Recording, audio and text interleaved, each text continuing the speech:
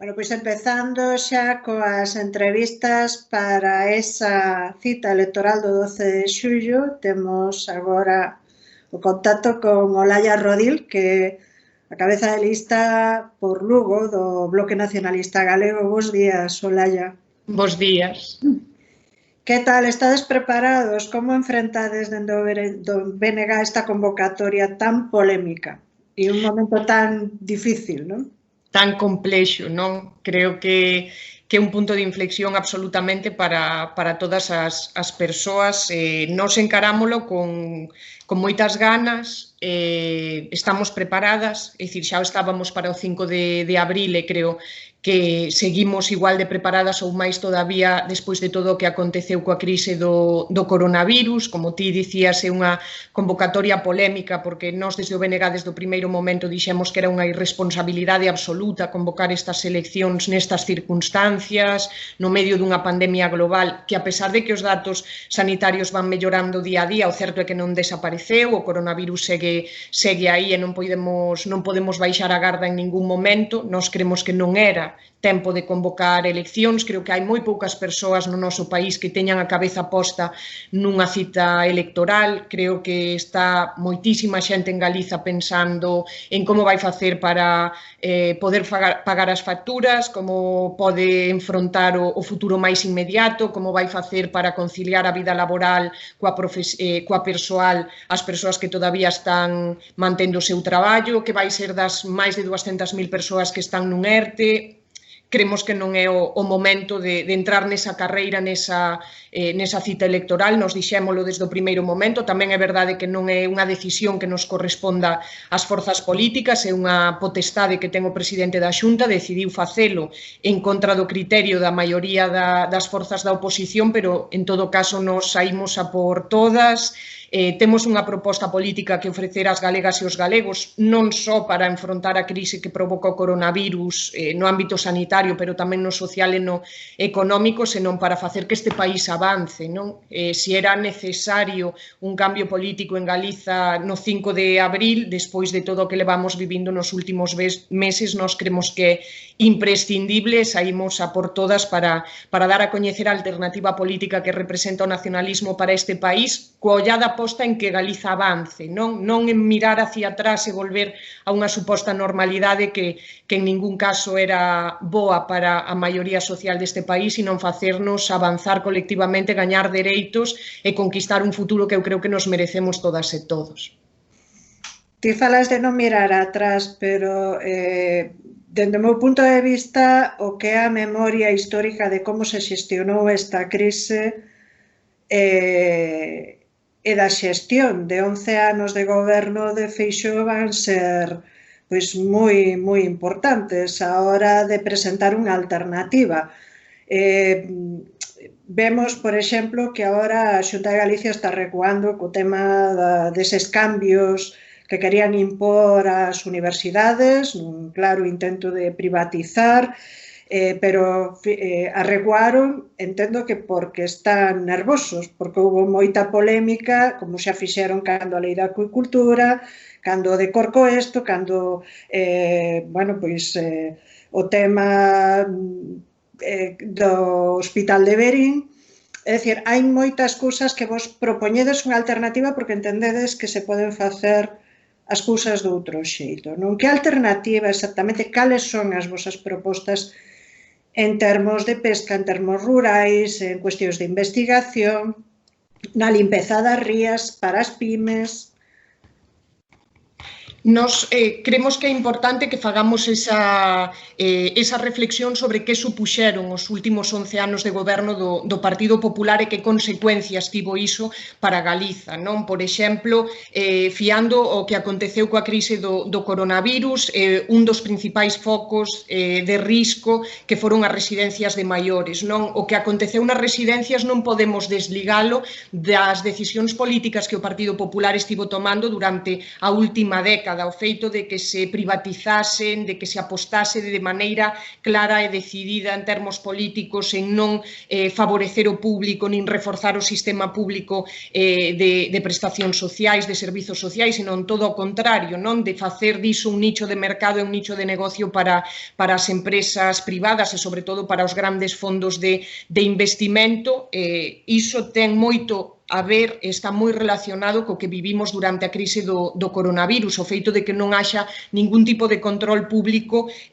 nas residencias privadas e que non estén garantidas unhas condicións nin laborais para o persoal que traballa nelas, nin unhas condicións dignas para as persoas usuarias, ten a ver coas decisións que durante 11 anos tomou o Partido Popular e Núñez Feijóo nesa materia. O mesmo atopamos no caso da sanidade, é dicir, a extenuación do persoal pola falta de profesionais é o resultado de case 11 anos de desmantelamento, de recortes, de falta de orzamento e de falta de investimento público. Entón, necesitamos facer, é importante que fagamos todas e todos de cara a esta cita electoral unha reflexión do que supuxo a política do Partido Popular en Galiza nos últimos 11 anos e despois tamén que ollemos cara adiante co obxectivo de non volver a repetir os erros que se cometeron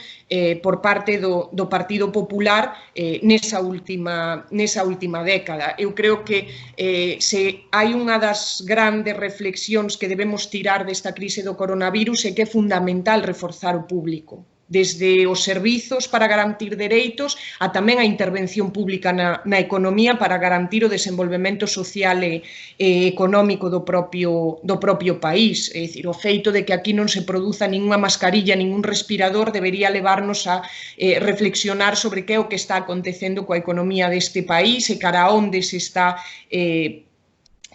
está planificando económicamente. E aí é un pouco onde pivota tamén a alternativa política do nacionalismo, que non é nova, non nace agora coa crise do COVID, senón que ven, de alguna maneira, a facer énfase en propostas que históricamente defendeu o nacionalismo para este país e que parten de dous eixos fundamentais. O primeiro é a necesidade de ter ferramentas políticas en Galiza para poder levar a cabo todas as políticas que queremos e que permitan mellorar as condicións de vida das galegas e dos galegos. E non podemos decidir desde a Xunta de Galiza como planificar a economía, como intervir sobre ela, como planificar e xestionar os servizos públicos, porque esas competencias as ten o goberno español, pouco ou nada poderemos facer máis case que pagar facturas. E iso vímolo tamén nesta crise do coronavirus, cando o goberno español centralizou todas as competencias sanitarias que son exclusivas das comunidades autónomas, vimos que a resposta, lonxe de ser máis eficaz e de atender a realidade e as necesidades do pobo galego, iban completamente en sentido contrario, porque hai un descoñecemento terrible de cal é a realidade do noso país. Entón, a alternativa política do nacionalismo pasa precisamente por gañar en soberanía, gañar en autogoberno e gañar, polo tanto, en capacidade e ferramentas políticas para poder actuar sobre a realidade e mellorar as condicións de vida das galegas e dos galegos. En ese sentido, creo que temos que facer tamén, que outra das propostas clave do BNG, temos que facer dúas apostas claras. Unha é o reforzo do público, é dicir, blindar os servizos públicos, pero para iso vai haber que cambiar moitas cousas do que levamos vivido nos últimos 10 anos e despois pensar como queremos que sexa a Galiza do futuro tamén en termos económicos. Non un país como o noso, que o 11% do Produto Interior Bruto xira ao redor do turismo, por exemplo, non é viable, non é o que necesitamos. Nos aí temos claro que unha das cuestións fundamentais é unha aposta estratégica pola investigación, polo desenvolvemento e pola innovación, pola ciencia como motor de desenvolvemento do propio país, apostando nas potencialidades que temos as galegas e os galegos, que son moitas no ámbito pesqueiro, como ti falabas, no ámbito agroalimentario, no sector da automoción ou tamén da biomedicina ou a biotecnoloxía. Olaya, unha das cousas que todo o mundo di, porque está claro que estamos mirando cara ao País Vasco en moitos aspectos, non? E entón vemos, por exemplo, como en materia de pesca, o peso do PNV a hora de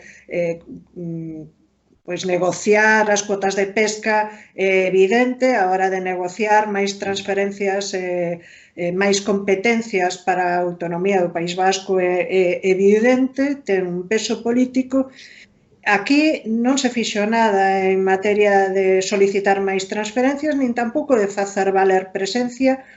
mesmo tendo un goberno do PP nun goberno central do PP cando estaba Mariano Rajoy con maioría absoluta. Hai unha crítica enorme ou un intento enorme de satanizar, non, o nacionalismo. Estades preparados tamén para lanzar esa mensaxe, aclarar para que vale o nacionalismo realmente?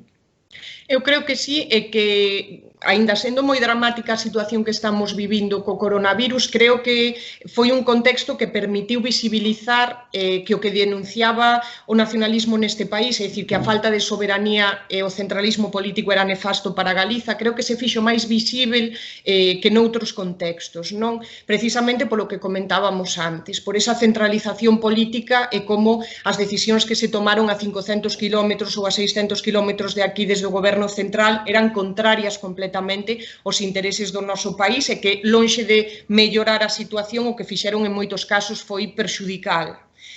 Creo que estamos nun momento no que vai ser máis necesario facer ou trasladar o que representa o nacionalismo para este país dunha maneira pedagóxica, e creo que podemos axudarnos da propia realidade da experiencia destes últimos meses para exemplificar de maneira tangible e palpable esas consecuencias negativas das que falamos, e a inversa, non, que ter máis competencias, ter máis capacidade de decisión e, polo tanto, ter soberanía, o que nos permite ter as ferramentas que nos garantan poder desenvolver as políticas baseándonos nas necesidades e nas potencialidades do propio país. Eu creo que é un bon momento para facer esa pedagogía política que é necesaria. Temos, ademais, a campaña electoral agora para poder achegarnos ao conxunto da cidadanía deste país e seguir insistindo na necesidade de contar con esa capacidade de decisión política, porque senón imos ser incapaces de poder levar adiante, sacar adiante todas esas políticas, esas alternativas tan necesarias para que Galiza avance e non para que Galiza retroceda, porque ademais estamos vendo como o goberno actual no Estado español está intentando tamén aproveitar esta conxuntura para recentralizar aínda máis, non? Fálase de que quede con competencias en materia de sanidade o goberno do Estado a raíz desta crise, ou de que se centralicen tamén outros aspectos no ámbito económico, no ámbito fiscal, que é nefasto, insisto moito nisto, para o noso país. Necesitamos ter soberanía, o que significa ter a caixa de ferramentas para poder construir unha Galiza mellor, e esa é a mensaxe que creo que temos que trasladar ás galegas e aos galegos. Estamos vendo, ademais, agora noticias que ratifican que, por exemplo, en Galicia hai as pensións máis baixas, ou unha das máis baixas do Estado, os salarios máis baixos, temos un problema poboacional enorme. Temos moitos problemas que enfrentar, pero un dos problemas para min democráticos gravísimos é a falta de transparencia. En toda esta xestión desta crise, o goberno galego non só non se someteu a control parlamentario, ou foi mínimo, pero aparte diso, en xestión de datos está demostrado nas estatísticas que foi unha das comunidades, a terceira, se non me engano, empezando por abaixo, que menos transparencia nos datos tivo de afectación do coronavirus. E non só iso, senón que tamén vos, como oposición, estivestes desaparecidos nos medios, nas canles públicas. Ti és xornalista e podes valorar un pouco millor toda esta situación, esta falta de transparencia e como está afectando e como pode afectar os galegos e as galegas democráticamente. Eu creo que é importante trasladar a mensaxe para a cidadanía de que a transparencia é un dereito que nós temos, o dereito de acceso á información pública é fundamental en calquera sociedade democrática e é unha obriga, polo tanto, para a propia administración garantila. Como ti dicías, sobre todo no que tivo a ver coa xestión dos datos da crise do coronavirus no ámbito sanitario foi terrorífico que fixo o Partido Popular aquí en Galiza. Primeiro, negábase o dereito de acceso aos datos que tiñan a ver coas residencias de persoas maiores. Estuveron nas primeiras semanas ocultando cal era o nivel de afectación, de contagios e de persoas falecidas en residencias de maiores provocada pola pandemia do coronavirus. Despois tiveron que facelos públicos porque non lles quedou outra, pero aínda a día de hoxe, por exemplo, en Galiza non temos un histórico, non podemos ver os datos históricos que nos permitan ter unha fotografía o máis ampla posible de como foi evoluindo a pandemia. Iso é fundamental tamén para tomar decisións políticas agora no proceso de desconfinamento e posteriormente coas medidas de protección e de prevención para evitar na medida do posible os danos dun segundo rebrote. Non temos tampouco os datos por concellos, non sabemos nin a nivel comarcal nin a nivel municipal como foi a incidencia do virus nos distintos municipios de Galiza, e iso sí que acontece noutros territorios, por exemplo, Euskadi, Madrid, incluso, ou Andalucía, sí que transfiren e sí que fan públicos os datos desagregados por localidades máis pequenas. Agora mesmo, por exemplo, tampouco nos dan os positivos diarios, cantas máis persoas cada día dan en probas PCR ou test rápidos positivo en coronavirus, sino que nos van dando os números totais, non? O que nos impide ir facendo día a día un seguimento pormenorizado de como aumentan ou como diminúen. Eu creo que a intencionalidade do PP neste aspecto, como en tantos outros, cando restrinxe moito o acceso á información pública, é ter un control moi férreo tamén do estado de opinión da sociedade, non? Se ti non tes acceso a toda a información, tes unha visión moi sesgada desa realidade, polo tanto, é máis fácil manipular a opinión do conxunto da cidadanía sobre determinadas cuestións, neste caso a crise do coronavirus ou tantas outras. Eu creo que iso liga moito coa instrumentalización que fai o PP dos medios públicos que ti comentabas, non? Teñen reducido a CRTVG a terminal de propaganda do Partido Popular e o gran medio de exaltación do gran líder, non? Porque boa parte da estrategia que se segue nos medios públicos vai moi dirixida e moi encamiñada a ensalzar esa figura do gran líder do presidente da Xunta, que o vimos ademais nestes últimos meses de maneira omnipresente cada día, non só dando información en materia de crise sanitaria e da xestión da COVID-19, sino facendo oposición da oposición ou instrumentalizando as súas comparecencias tamén para facer campaña electoral, que é o que leva facendo nos últimos 2 meses. Este é un problema que arrastramos en Galiza desde hai demasiado tempo, que a pregunta creo que temos que facernos todas e todos é cal é a función que deben cumprir os medios de comunicación público no país, no noso, pero en calquera país do mundo, que é garantir o dereito de acceso á información ao conxunto da sociedade, facelo de maneira o máis imparcial posible, o máis obxectiva posible, para que esa opinión que exista na sociedade sobre os acontecementos que vivimos sexa o máis particular, non? Que non este condicionada ou que non este instrumentalizada polo partido que este no goberno de turno. Nos levamos xa nesta legislatura moitas propostas ao Parlamento de Galiza co obxectivo de despolitizar a Corporación da Radio e da Televisión Pública de Galiza, que ademais se atopa nunha situación de fraude de lei prácticamente, porque aquí hai unha legislación aprobada no ano 2011 que nin siquiera se cumpre. O director xeral está posto a dedo cando non debe ser ese o procedemento de escolla desde o 2011, non se creou o Consello de Informativos como un organismo interno de participación dos propios profesionais, non se aprobou o Estatuto Profesional para blindar os dereitos e obrigas tamén do persoal que traballa, sobre todo nos servizos informativos da corporación. Está moi lonxe a CRTVG de cumprir a misión para que foi creada, que é, dar conta da diversidade e da pluralidade ideolóxica, social e cultural que existe en Galiza, non? Eu creo que ese é o reflexo dun enorme déficit democrático que temos no noso país, porque a democracia e a calidade da democracia tamén se mide pola calidade dos seus medios de comunicación, e eu creo que Galiza aí ten un grande e un enorme reto, non só no que ten a ver cos medios públicos, sino tamén coa concertación en medios privados que no noso país é obscena, atreveríame a dicir. Olalla, Ana Pontón é a única líder dun partido político, preséntase por primeira vez unha muller á presidencia con moita forza, ademais, con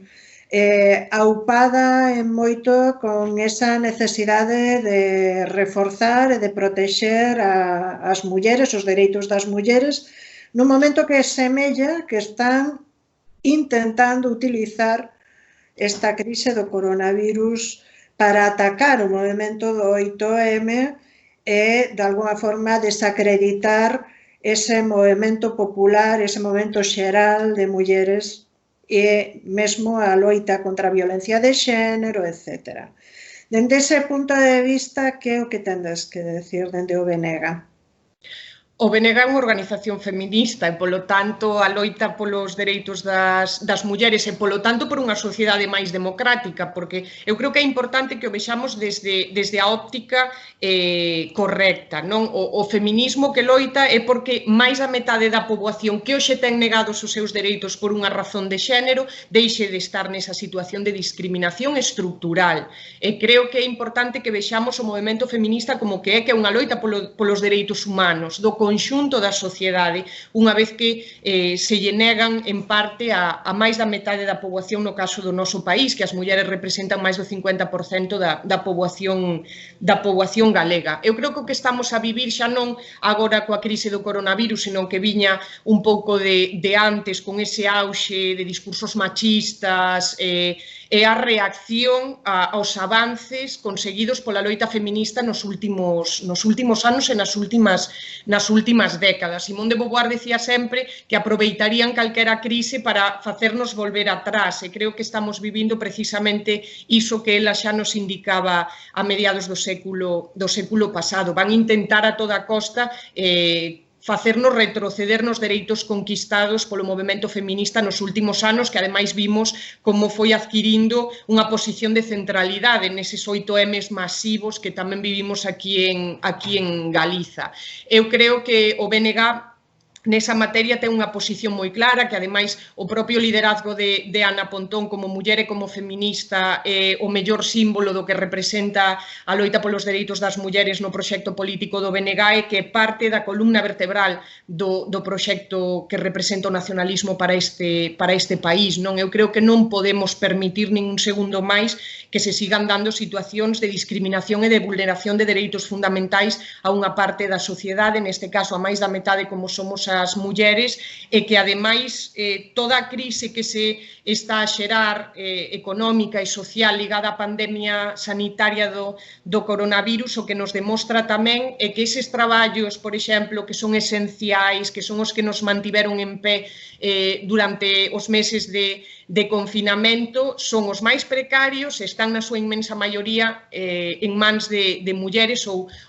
ocupados por mulleres. Estou pensando nas enfermeiras, no persoal sanitario, nas caixeiras de supermercado ou todas as persoas que coidaban a crianzas, a persoas dependentes, a maiores nas residencias ou nos servizos de axuda no fogar.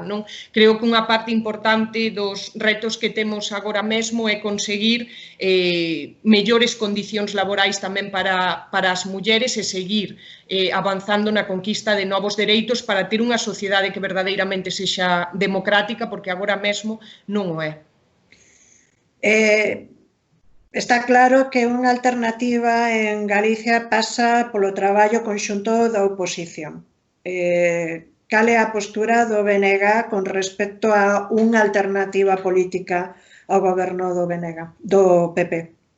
Nós sempre tivemos a man tendida en calquera circunstancia e en todos os momentos, non a colaborar, a dialogar e a poder chegar a acordos cando foi necesario en calquera dos ámbitos nos que temos representación, sexa no Parlamento galego, sexa nos concellos, sexa nas deputacións provinciais ou incluso nas Cortes españolas, por exemplo.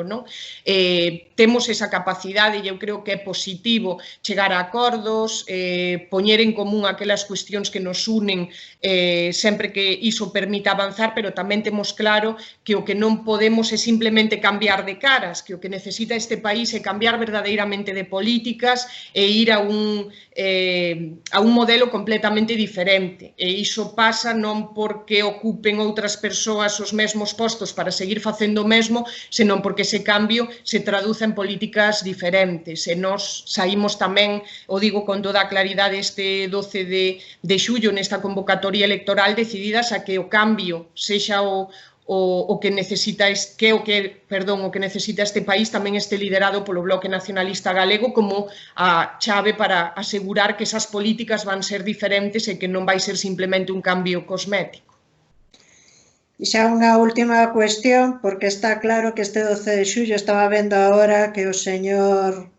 conselleiro de Sanidade e o vicepresidente, o señor Rueda, estaban dando o protocolo xa para estas eleccións. Hai xente que está vivindo fora, emigrantes fora de Galicia, hai xente que se está cuestionando se ir votar, se non ir votar nesta situación na que estamos. Está claro que un dos cálculos que fixo o Partido Popular é a alta abstención. Unha mensaxe para os galegos e as galegas dende o Bloque Nacionalista Galego para estas eleccións. Eu creo que é fundamental en calquera circunstancia que exerzamos o dereito fundamental que temos a votar, non? E que decidamos directamente o noso futuro, porque se nós non decidimos, se non imos votar, outros van decidir por nós. Creo que si é fundamental en calquera circunstancia, nesta en concreto é todavía máis necesario e máis imprescindible ca nunca, porque creo que nos xogamos o futuro deste país nesta convocatoria electoral, sobre todo ás portas dunha crise económica e social como a que está por vir derivada desa pandemia sanitaria. Creo que temos o grande reto de decidir este 12 de xullo como queremos que vaya ser o futuro para Galiza, non? E aí temos que escoller entre volver ao mesmo de sempre ou apostar por unha alternativa, por outras políticas. Eu creo que a garantía diso tamén o digo, creo que é o Bloque Nacionalista Galego. En todo caso, eu animo a todo o mundo de verdade a que, con toda a prudencia, exixindo todas as medidas de seguridade, tanto para as persoas que van estar nos colexios electorais como para o propio electorado, sí que temos que sair, temos que mobilizarnos, e este 12 de xullo ten que ser unha grande movilización a favor do cambio político en Galiza para abrir un tempo novo tamén para este país que o necesitamos e moito, sobre todo nas circunstancias nas que nos atopamos agora. Olaya Rodil, cabeza de lista polo Bloque Nacionalista Galego, polo BNG en Lugo. Moitísimas grazas polo teu tempo e moitas grazas por toda a información que nos acabas de dar. E a todos e a todas vos, por favor, xa sabedes que temos un tempo moi especial, moi particular, que temos que compartir toda esta información para que todo o mundo coñeza as alternativas que temos e as opcións que temos no ámbito electoral de cara ao 12 de xullo. E recordade, responsabilidade, sentidiño e ir a votar, todo o mundo. Veña, gracias, Olaya. Gracias a ti, Pilar.